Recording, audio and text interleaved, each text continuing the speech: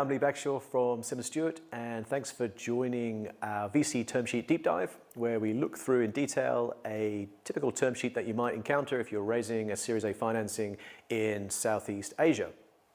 And if you want to look at the term sheet while you're watching this video, click on the link below where you can download the document which we've marked up.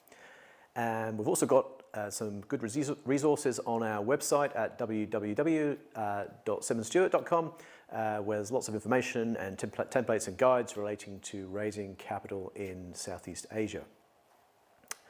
In this video, we're going to focus on major sales of shares or major transactions in the company, and specifically on co-sale, or what we might call tag-along rights, and separately drag-along rights. Starting therefore with co-sale rights. Now sometimes these are called tag-along rights, but effectively they're the same thing.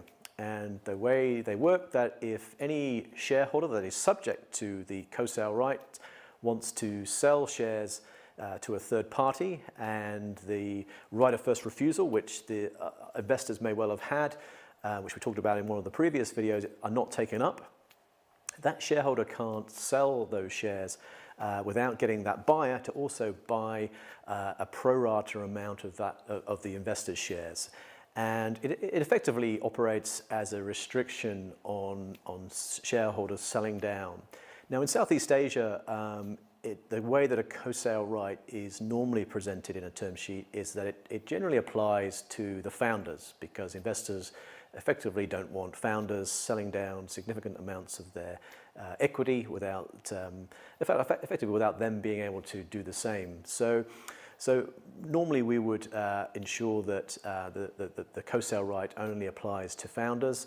I think it's pretty unlikely that you're going to be able to negotiate away this position, and so I think you have to accept there will be some form of co-sale right. So what we normally recommend is that there is some exemption or carve out from it, so that as a founder you can transfer maybe up to 10% of your shares outside of the co-sale right, which at least operates as a way to give you some potential liquidity if for whatever reason you need to sell shares in the future.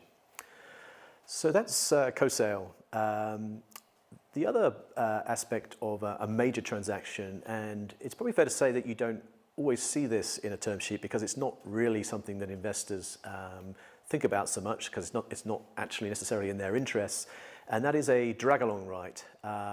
So a drag-along right works so that if a majority of shareholders, and that majority can be set at any particular level, percentage shareholding of the total share capital of the company, wants to sell their shares, they can force all the smaller shareholders to sell their shares and to enable effectively an exit for the company.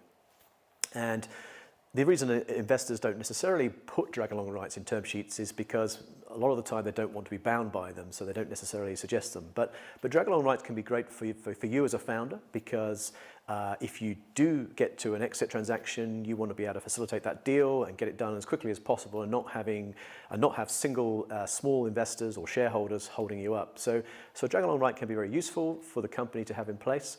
So if it does appear in the term sheet, and even if it isn't in there, you might want to put it in. And then you just have to consider and negotiate with the investors what are the triggers for that drag-along right. So as I said, many investors may not want to be bound by it. And so what they sometimes will say is, yes, you can have a drag-along right, but actually, because we're a major investor, you need our consent as well. Or it might be framed in a slightly different way, where you might need a majority of the Series A preference holders to approve it. And there may also be thresholds. So a drag-along right can only be effectively triggered if the exit valuation is a certain multiple of the Series A price. So all of those things you'll need to agree. But a fundamental principle is of course, that you can't, as a founder, find yourself in a position where you might be dragged on a sale of your company without your consent. And of course, bear in mind that even though you might have a significant stake in your company now, as you go through future financing rounds, that might decrease. So what we normally suggest is that before any drag-along right can be triggered, that the the board approval is also a prerequisite. And indeed, you might even go further and say that all of the founders must agree to this. It's probably fair to say that this comes into play or is more relevant when you start raising Series B or Series C, where you're closer to an exit, but it's still a good idea to get the principles agreed now. If you don't have a drag-along right, one thing you might want to consider in your final form of transaction documents is some form of power of attorney, where very, very small minority shareholders effectively give a power to, say, the board to execute transaction documents. And that might help with getting a future transaction done, an exit deal done, or indeed it may even help on other corporate actions that the company is trying to do, such as issuing shares, etc. Okay, so that's video 6, which we covered co-sale and drag-along. Thanks, as always, for joining our VC term sheet deep dive. If you want to keep up to date with future videos, make sure you click on the link below the video.